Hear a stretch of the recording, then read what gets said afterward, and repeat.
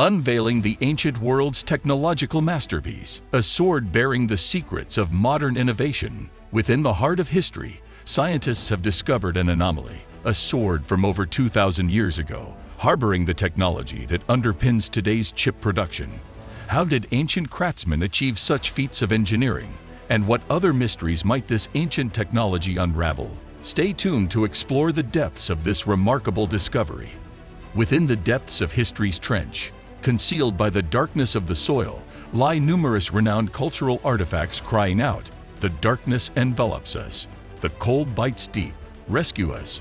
Restore us to the light." It's regrettable that these treasures were buried so deeply, their pleas unheard by humanity. Over time, they succumbed to moisture, decaying into a dismal heap within the earth. Yet amidst these lost treasures, there exists an anomaly, buried for over 2 millennia, yet retaining its original splendor. It defies the passage of time, the sword of Gujin. Gujin, ruling from 496 to 465 BC, governed the realm of Yu during the waning days of the spring and autumn period. What's even more astounding is that within this ancient sword, scientists unearthed a revelation, the secret of chip fabrication. Indeed, this sword from over 2 millennia past harbors the technology of modern chip production. What mysteries lie within? In 1965, a Chinese scientific and archaeological team orchestrated the efforts of numerous construction workers to excavate a canal-like tunnel adjacent to Wangshan Mountain in Hubei. As they observed the progress of the tunnels, the research team developed a hunch that a significant tomb might be present. Their intuition proved correct. Under the diligent excavation of the construction crew, a total of 55 tombs were unearthed one after another. Most of these tombs followed the customary practice of sealing employed by the Chu royal family, including the notorious quicksand tomb feared by tomb raiders. However, one tomb stood out among the rest for its unique sealing method, earning it the designation Wangshan No. 1. This particular tomb utilized the exceedingly rare fire pit sealing technique, representing a more sophisticated and formidable anti-theft measure. In simple terms, the perimeter of the tomb was encased with charcoal and green plaster mud, known for its exceptional sealing properties. This combination induced a reaction akin to fermentation within the tomb, generating flammable gas. Should tomb raiders disturb the green paste mud encasing the tomb, the resultant release of flammable gas could lead to instantaneous deflagration and explosion upon contact with a torch, posing significant danger to intruders.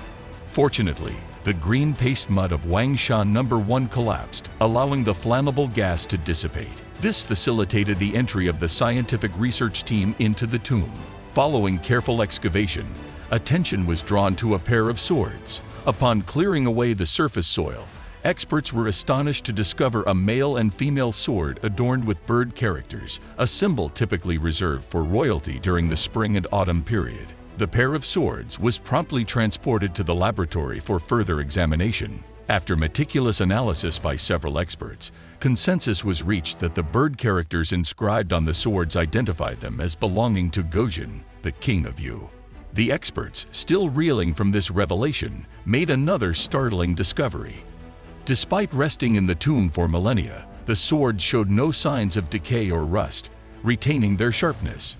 Historical records indicated that swords produced in the Wu and Yu kingdom possessed exceptional cutting capabilities, capable of slicing through various materials with ease.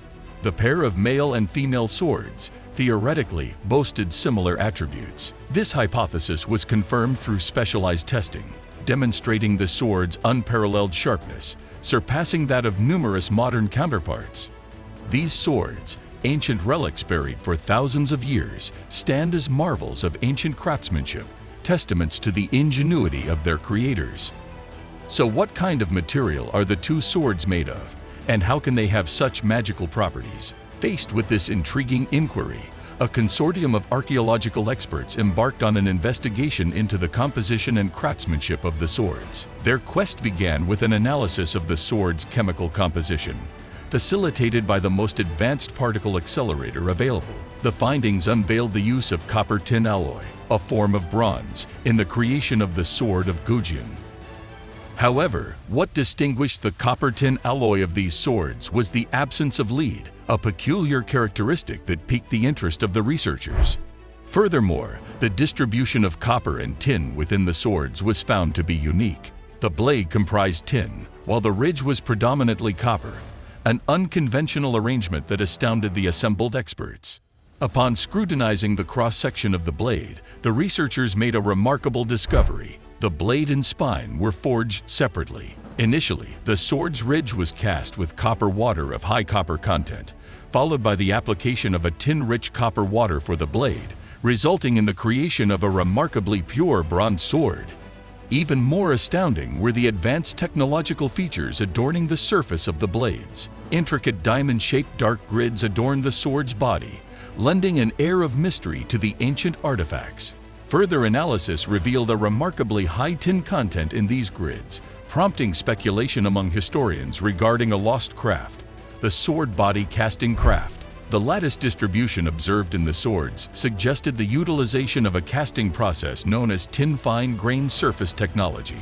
This technique, akin to modern crystal growth, involves melting the material into a molten solution and introducing a single crystal seed onto its surface. Through symbiotic growth at the solid-liquid interface, the seed crystal extends with the molten solution, eventually solidifying into a predetermined shape. Remarkably, this process finds contemporary application in chip production, underscoring the ingenuity of the ancient craftsmen. The realization of such advanced technology within the sword of Gojin, crafted over 2 millennia ago, left the experts baffled. How did the craftsmen of antiquity master this intricate craft? Alas, this question remains shrouded in mystery. Perhaps future discoveries in ancient texts will shed light on this enigma. Only time will tell. In conclusion, the journey through the depths of history has revealed not only the remarkable ingenuity of ancient artisans, but also the enduring mysteries that continue to captivate our imagination.